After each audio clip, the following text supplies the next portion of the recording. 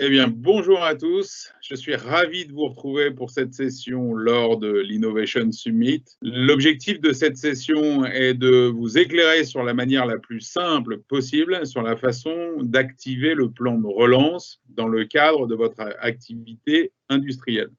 Pour cela, nous avons la chance de recevoir Bruno Rogowski de la BPI, qui est un acteur clé de ce dispositif. Alors tout d'abord, Bruno, ravi évidemment de vous accueillir.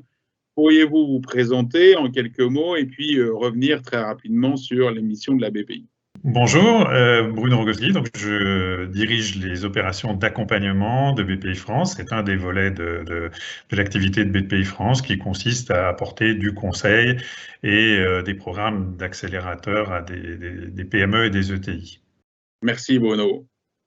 Je souhaiterais en tout premier lieu, lors de cette présentation, revenir sur le contexte de l'industrie du futur ou de l'industrie 4.0. Vous savez tous maintenant, puisque ça fait partie intégrante de la transformation industrielle à venir et cette quatrième révolution qui se conjugue grâce à la collecte, à l'exploitation des données pour permettre une transformation digitale de fond. Cette transformation digitale permet de générer de la productivité et donc d'améliorer les performances de l'industrie en France. C'est très important pour faire en sorte d'améliorer la compétitivité, de booster la relocalisation dont nous entendons tous parler en ce moment, notamment liée à la crise du Covid que nous sommes en train de traverser. Bien entendu, la courbe d'adoption de ce changement profond de l'industrie est encore assez longue et cela va se dérouler en fonction des différents critères et certains freins sont encore bien connus aujourd'hui. Bien sûr, des freins d'investissement, investissement financier, des freins liés à la formation, donc au profil existant sur le marché, au profil capable de pouvoir répondre et d'avoir les compétences pour pouvoir mettre en œuvre l'ensemble des dispositifs de cette industrie 4.0. Et puis enfin, les solutions disponibles. Et là-dessus, vous savez, et nous les premiers chez Schneider Electric, nous sommes très dynamiques, travaillons en permanence sur les innovations liées à l'industrie 4.0. Ce plan de relance sera axé dans l'industrie et permettra aux industriels d'adresser plusieurs points. L'efficacité énergétique, évidemment, la décarbonation de l'industrie qui est un point central, et puis le dernier point, comme je viens d'en parler, la transition écologique et la modernisation de l'industrie grâce à ces leviers apportés par la transformation digitale.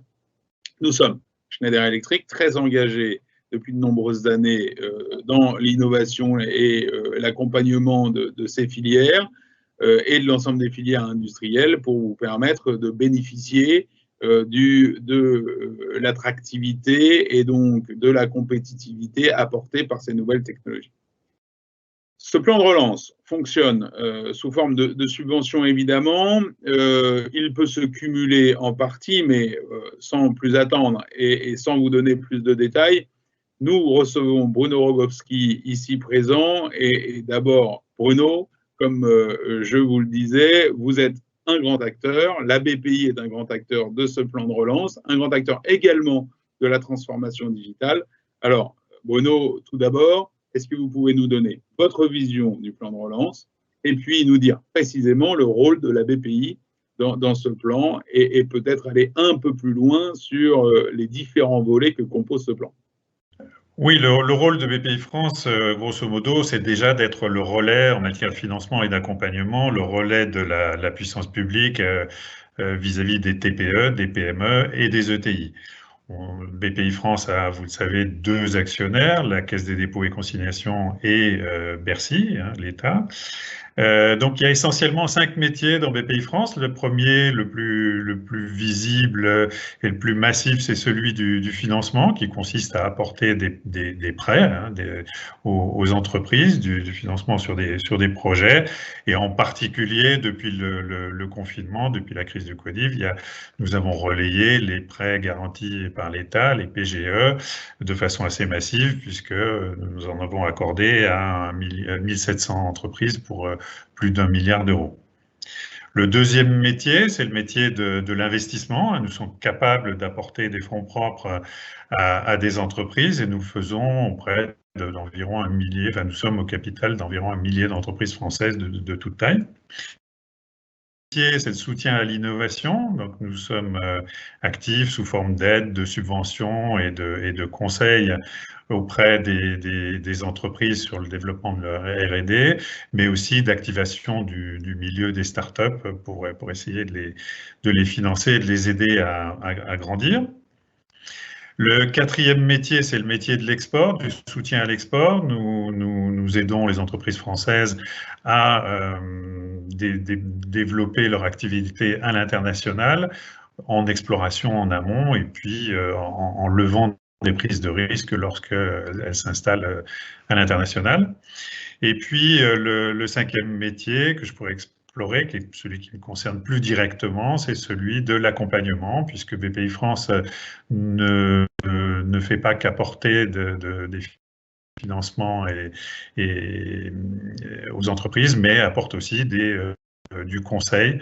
Et nous réalisons beaucoup de missions de conseil. Nous avons réalisé près de 4000 dans des PME depuis 3 ans. Et nous avons également des programmes d'accélérateurs qui sont à l'adresse des PME. On en a 1 millier aujourd'hui dans des programmes d'accélérateurs et ce sont des programmes de 24 mois dans lesquels il y a de la formation et également du conseil. Très bien. Merci Bruno. En ce qui concerne les mécanismes, nous sommes très intéressés pour mieux comprendre la façon dont ça fonctionne. Est-ce que vous pourriez revenir un peu plus en détail sur le financement et puis peut-être les méthodologies que vous pourriez privilégier pour pouvoir bénéficier de l'ensemble de ces aides mises à disposition? Oui, bien sûr. Le plan de relance, d'abord, il est très fourni. Hein. C'est un plan assez exceptionnel. On a la chance d'avoir énormément de dispositifs dans ce plan de relance. Premièrement, d'abord, parce que je ne citerai pas tout, mais il y a un document de la DGE qui est accessible en ligne de la Direction générale des entreprises sur entreprise.gouv.fr et qui est très pédagogique, si j'ose dire. Il y a au moins 8 thématiques que je vais explorer qui concernent ce plan de relance. Avant de parler de ça, je voudrais préciser que pour l'essentiel, c'est porté par très peu d'acteurs et donc en particulier, c'est BPI France, l'ADEME et quelques filières industrielles. Mais pour parler de BPI France, moi, je recommanderais, comme nous avons 50 implantations régionales, que les interlocuteurs des entreprises qui voudraient actionner un ou plusieurs volets du plan de relance s'adressent directement à une des 50 agences BPI France présentes sur tout le territoire. C'est probablement la meilleure des solutions plutôt que de se perdre dans la lecture de ce plan de relance qui est assez touffu. Tant mieux d'un certain côté, mais il faut savoir naviguer là-dedans. Alors, le plan de relance, il y a déjà, je vous disais, il y a 8 axes. Dans le premier, il y a du financement proposé aux entreprises pour compenser l'impact de la crise qu'on est en train de vivre.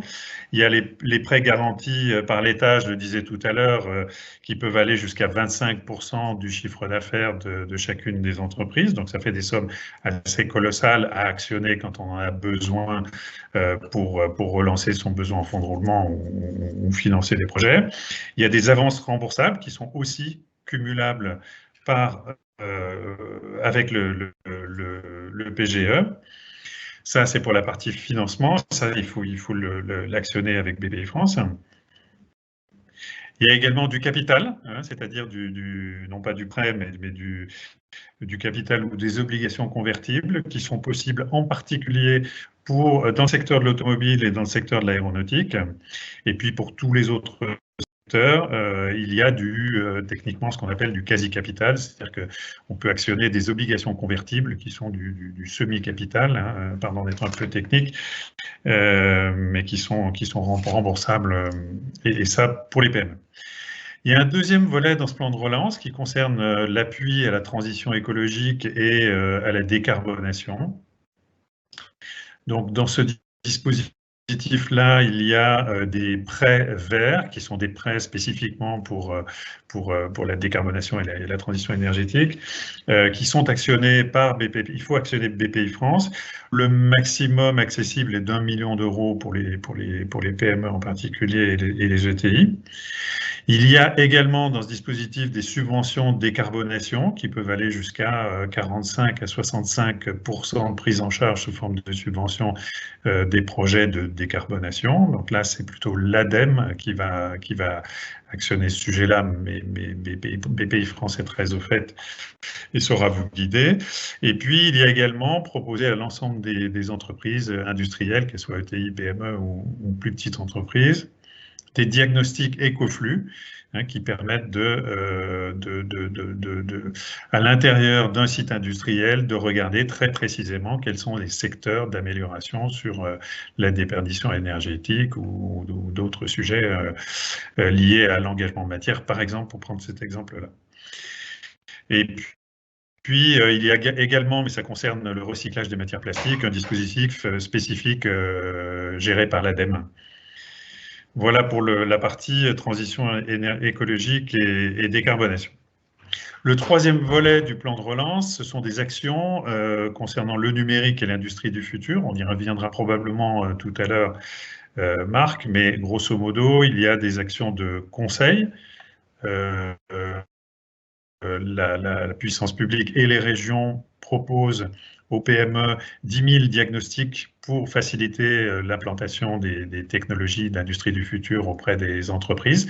Elles sont très largement subventionnées, ces missions de conseil, entre 50 et 100% du coût du conseil. Et puis, il y a les dispositifs d'aide à l'investissement, on y reviendra, qui peuvent aller jusqu'à 40, de 40 à 60% de prise en charge, mais j'y reviendrai tout à l'heure. Le quatrième volet du plan de relance, c'est de l'appui à la R&D et à l'innovation. Donc, dans ce dispositif-là, il y a un soutien très fort pour l'automobile et l'aéronautique de prise en charge de tout ce qui peut aider ces entreprises-là à se diversifier.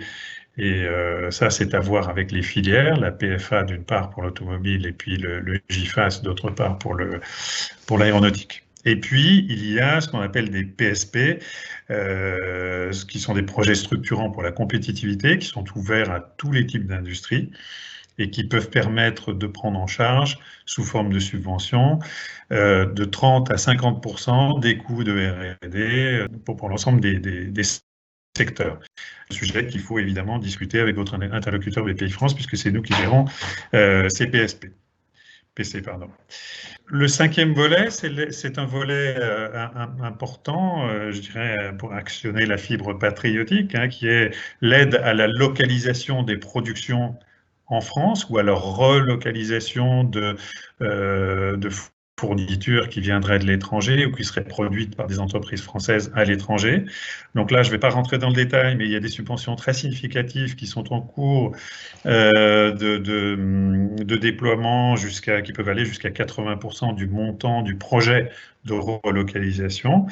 Ça aussi, c'est porté par BPI France et les secteurs qui sont privilégiés par Bercy sur ce sujet-là, porte sur 5 secteurs essentiellement, l'aéronautique, l'automobile encore, mais aussi l'agroalimentaire, la santé et puis l'électronique. Le sixième volet, ce sont des mesures qui concernent l'emploi. Alors on connaît tous, et je ne veux pas m'appesantir, les dispositifs concernant le chômage partiel à très court terme ou de longue durée. Il y a également des dispositifs intéressants concernant les prêts de main-d'œuvre entre entreprises et notamment entre PME. Il y a des subventions significatives qui ont été renforcées concernant l'apprentissage, puisque de 5 000 à 8 000 euros peuvent être accordés pour l'embauche d'un alternant. De la même façon, il y a l'embauche des jeunes, jusqu'à 4 000 euros de subvention, et puis les VTE, qui sont l'équivalent du VIE, mais dans les territoires d'industrie, dans les 148 territoires d'industrie, donc en particulier pour les usines qui sont présentes dans ces territoires, il y a une aide à l'activation d'un jeune qui serait en contrat de VTE de 4 000 €. Et tout ça est actionné par BPI France.